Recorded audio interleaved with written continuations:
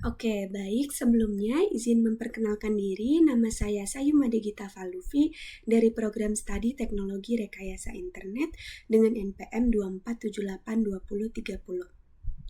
Di sini saya akan membuat video hands-on dari mata kuliah analisis data pada lab session 8 dengan judul Exploratory Data Analysis atau EDA.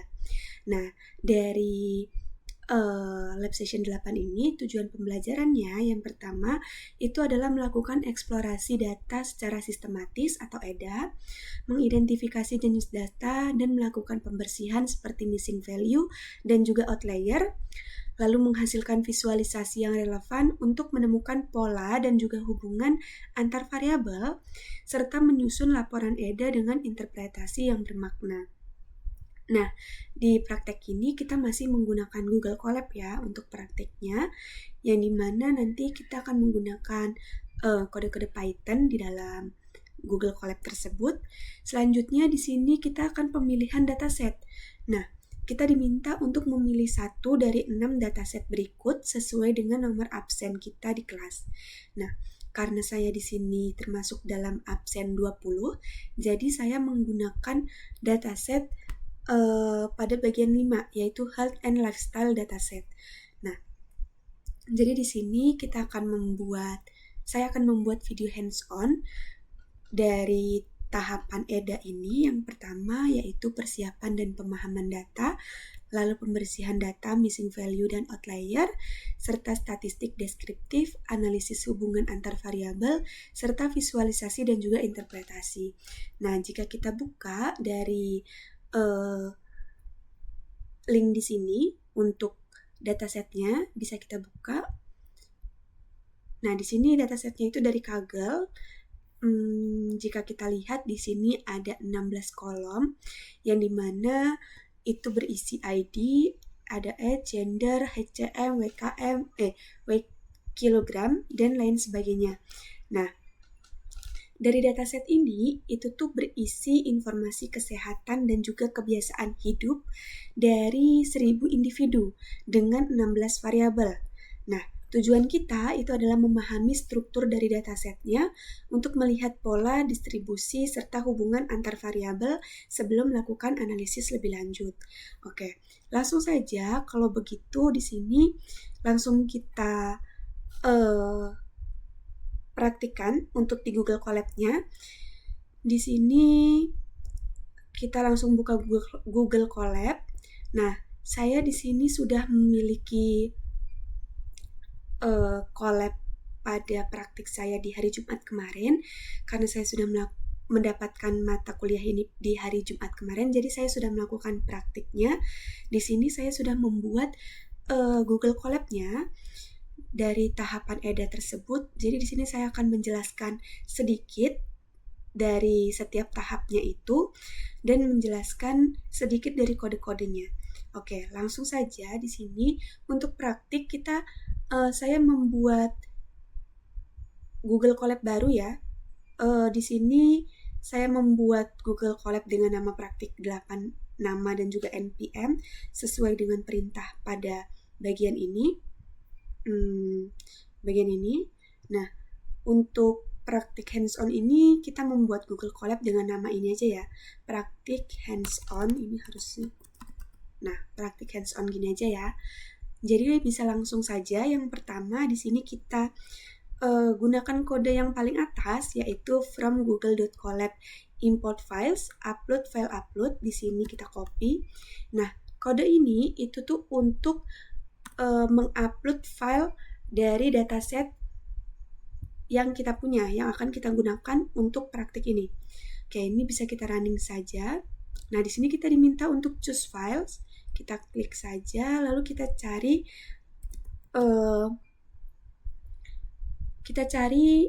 dataset kita, yaitu health activity data. Ini kita pilih saja.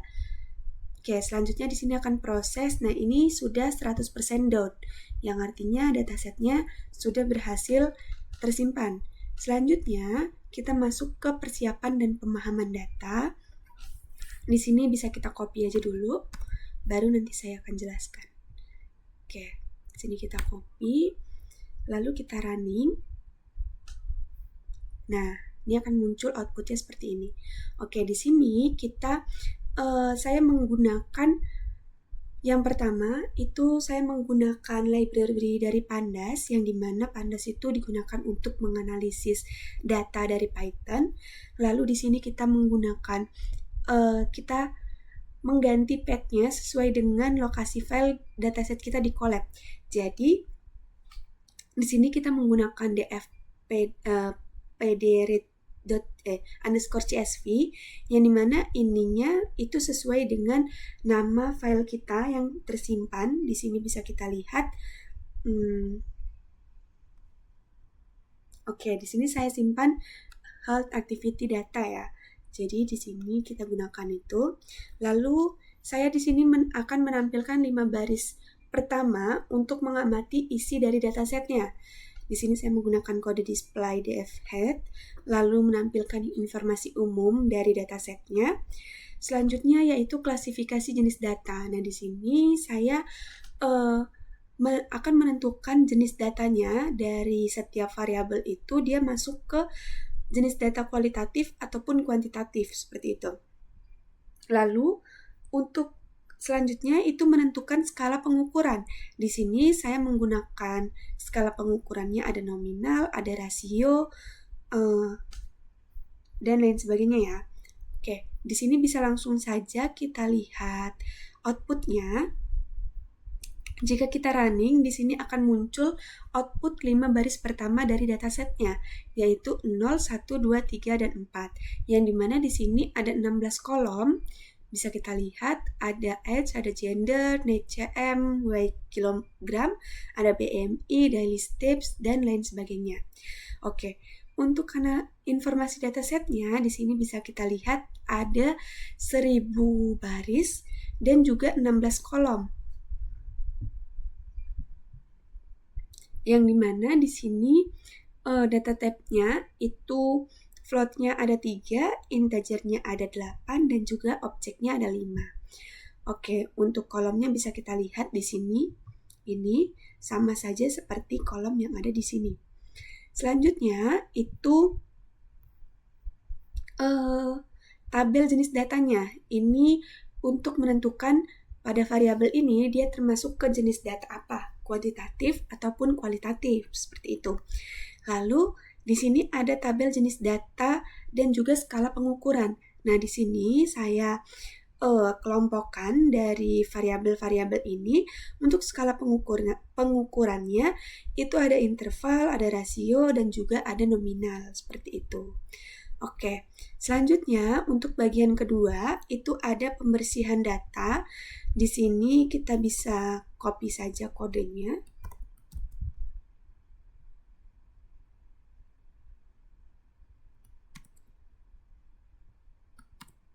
Oke. Nah, di sini pada tahap pembersihan data, saya menggunakan library dari Pandas, NumPy, Seaborn, dan juga Matplotlib, yang dimana Seaborn dan juga Matplotlib ini digunakan untuk visualisasi untuk menampilkan gambar dari kode ini. Oke, yang pertama kita akan cek dan juga menangani missing value. Nah, di sini kita akan cek terlebih dahulu apakah ada missing value di dataset kita. Lalu kita akan tangani jika terdeteksi ada missing value. Di bagian ini kita akan menangani missing value tersebut. Lalu bagian kedua kita akan cek dan juga menangani outlier menggunakan metode IKR, yang dimana di sini visualisasinya saya menggunakan box plot. Lalu jika di sini kita akan mengecek nih outlier pada setiap kolom numeriknya. Lalu jika terdeteksi, di sini akan melakukan pembersihan untuk pembersihan outlier. Setelah itu kita akan cek dan juga menangani duplikatnya. Di sini langsung saja kita running. Oke, maka dia akan muncul output seperti ini. Bisa kita lihat untuk missing value di sini datanya itu tidak ada nilai yang kosong atau tidak ada nilai yang hilang. Jadi di sini outputnya itu tidak ditemukan missing value pada dataset ini ya. Selanjutnya untuk penanganan outlier, bisa kita lihat dari grafik di sini, itu visualisasi outlier-nya kita menggunakan box plot ya. Di sini itu tidak ada outlier, atau bisa kita lihat di visualisasinya tidak ada titik-titik yang mempengaruhi box plot ini gitu.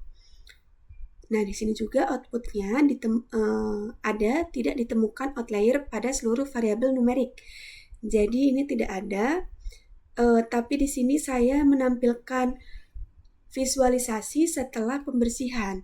Nah, jadi di sini dari dataset ini itu tuh sebenarnya sudah bersih, yang dimana tidak ada outlier. Jadi kedua grafik box plot ini itu terlihat sama antara sebelum pembersihan dan juga sesudah pembersihan. Nah, hal ini itu menunjukkan tidak adanya outlier pada variabel numerik. Nah, kedua grafik ini itu tuh tetap ditampilkan karena program dirancang untuk membandingkan kondisi data sebelum dan juga sesudah proses pembersihan. Oke, langsung saja untuk selanjutnya, untuk duplikat data di sini juga saat kita cek itu tidak ada jumlah data duplikatnya 0, yang artinya tidak ditemukan data duplikat. Jadi sebenarnya data ini tuh sebenarnya sudah bersih dan siap untuk dilakukan analisis lebih lanjut, seperti itu. Oke, selanjutnya kita akan melakukan tahapan yang ketiga. Tahapan yang ketiga itu adalah statistik deskriptif. Nah, di sini bisa kita copy aja. Oke, kita paste di sini.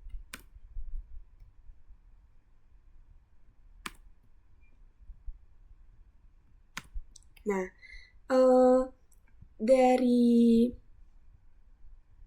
statistik deskriptif di sini saya menggunakan dua metode nih, ada statistik deskriptif kuantitatif dan juga statistik deskriptif kualitatif. Nah, di sini pada kuantitatif itu kita akan menghitung statistik dasarnya, lalu menambahkan median seperti CV, lalu dan juga IQR. Lalu di sini kita akan menampilkan tabel statistik deskriptif kuantitatifnya, yang dimana berisi mean, median, STD, CV, dan juga IQR. Lalu untuk statistik deskriptif kualitatif, di sini kita akan memilih kolom kategori kala terlebih dahulu, lalu menentukan kategori dominannya. Oke, di sini bisa langsung saja kita running. Nah, outputnya akan seperti ini. Pada bagian statistik deskriptif kuantitatif, bisa kita lihat dari hasil perhitungan rata-rata dari usia responden itu adalah 49,85. Selanjutnya ada rata-rata BMI itu 26,72. Ada jumlah langkah harian rata-rata itu ada 10.717,03. Lalu waktu tidur itu sekitar 6,9, dan ada heart rate di sini 84,71 dan lain sebagainya. Nah, untuk variabel statistik deskriptif kualitatif di sini itu menampilkan frekuensi dan juga persentase. Untuk gender yang perempuan atau yang laki-laki atau male di sini persentasenya 52,3, sedangkan female itu 47,7. Nah, sedangkan blood pressure di sini bisa kita lihat menampilkan frekuensi dan juga persentase juga. Lalu untuk variabel smoker di sini frekuensi persentasenya. Untuk yang tidak merokok itu ada 80,9 dan yang merokok ada 19,1. Dan diabetes yang tidak diabetes ada 84,5 dan yang diabetes ada 15,5. Serta ini itu ada yang tidak memiliki riwayat penyakit jantung. Yang tidak itu ada 90,7 dan yang iya 9,3. Nah, jadi dari hasil data ini bisa kita lihat mayoritas responden yang tidak merokok dan juga tidak diabetes dan tidak memiliki riwayat penyakit jantung. Nah, jadi statistik ini tuh memberikan gambaran umum tentang kondisi dari responden itu. Oke, selanjutnya kita masuk ke tahap berikutnya, yaitu analisis hubungan antar variabel. Oke, di sini kita copy aja.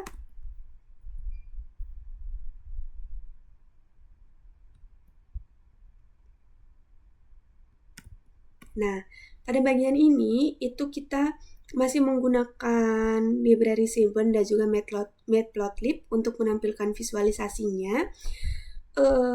Di sini yang pertama kita akan menggunakan saya di sini menggunakan dua visualisasi. Yang pertama ada visualisasi bivariate atau hubungan dua variabel dan juga visualisasi multivariate atau hubungan banyak variabel.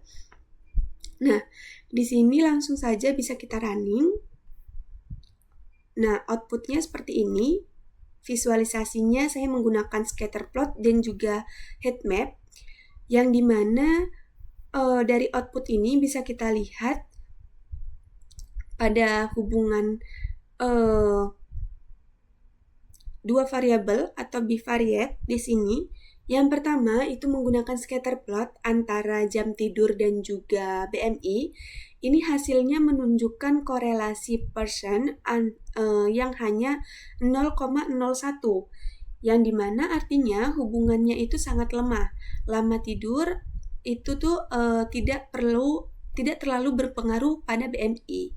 Bisa kita lihat di sini dari visualisasinya. Selanjutnya, untuk visualisasi multivariate atau hubungan banyak variabel, di sini saya menggunakan heat map. Nah, di sini terlihat bahwa sebagian besar korelasi antar variabel itu bersifat lemah hingga sedang, sehingga setiap variabel itu relatif independen satu sama lain gitu. Nah, di sini bisa kita lihat korelasinya antar variabel itu antar variabel numerik itu umumnya apa ini?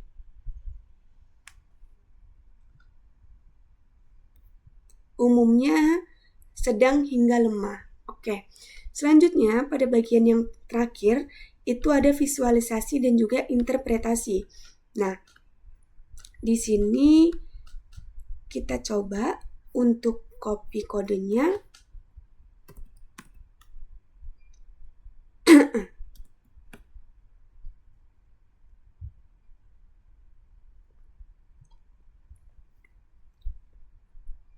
Oke, untuk visualisasi dan juga interpretasi di sini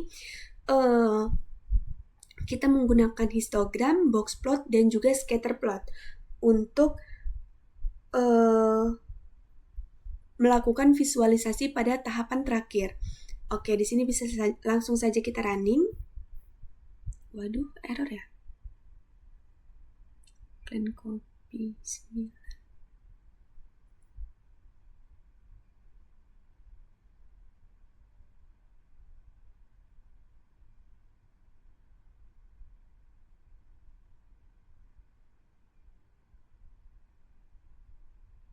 Sebentar.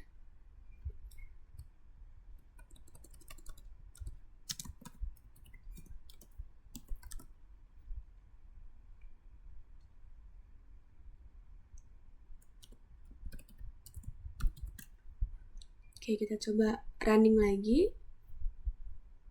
Oh, masih error. Davis.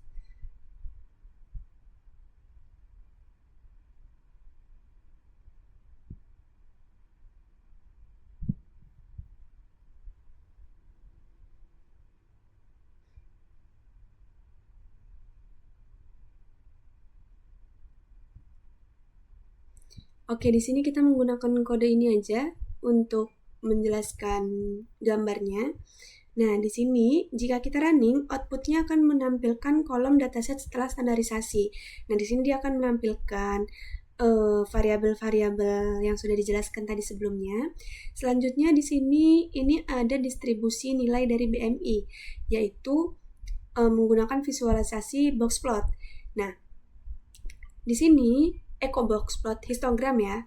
Nah, Di sini itu menunjukkan distribusi yang mendekati normal dengan sebagian besar individu berada pada kisaran 20-30 yang dimana ini tuh bisa kita lihat histogramnya itu sedikit kemiringan ke kanan. Nah, ini sebagian besar individunya memiliki BMI antara 20 sampai dengan 30. Bisa kita lihat sendiri. Selanjutnya, pada perbandingan BMI berdasarkan tingkat aktivitas fisik, di sini saya menggunakan box plot yang dimana berisi low, medium, dan juga high. Nah, pada bagian ini terlihat jelas bahwa semakin aktif individu, maka semakin rendah juga rata-rata BMI-nya. Nah, ini menegaskan bahwa aktivitas fisik itu berpengaruh pada berat badan dari setiap individunya. Selanjutnya, ini ada hubungan antar jam tidur dan juga BMI, yang dimana di sini saya menggunakan scatter plot sama saja seperti di tahapan yang keempat tadi. Di sini saya menggunakan scatter plot yang dimana ini itu tuh kayak menegaskan hasil dari sebelumnya ya, yaitu korelasi sangat lemah sehingga lama tidur itu tidak memengaruhi BMI secara signifikan. Nah, korelasi persen antara hours of sleep dan juga BMI itu sebesar 0,01 gitu. Oke, jadi kesimpulannya dari praktik di EDA ini, kita bisa menyimpulkan bahwa dataset yang kita gunakan yaitu yang kita gunakan itu adalah health activity data. Itu tuh sebenarnya sudah bersih dari awal, yang dimana tidak terdeteksi outlier, tidak ada missing value dan juga data yang duplikat. Jadi sebenarnya sudah bisa untuk dilakukan analisis lebih lanjut seperti itu. Nah, dari praktik yang kita lakukan, pola yang terlihat itu menunjukkan bahwa aktivitas fisik berpengaruh pada BMI, sementara faktor lain seperti lama tidur itu tidak signifikan. Nah, dengan adanya EDA ini, kita sudah mendapatkan pemahaman awal tentang karakteristik dan juga hubungan antar variabel yang nantinya bisa kita gunakan untuk analisis lanjutan atau pemodelan data. Seperti itu. Oke, mungkin cukup segitu saja video hands-on dari saya. Mohon maaf jika ada kesalahan dan juga kekurangan. Saya akhiri, selamat malam dan terima kasih.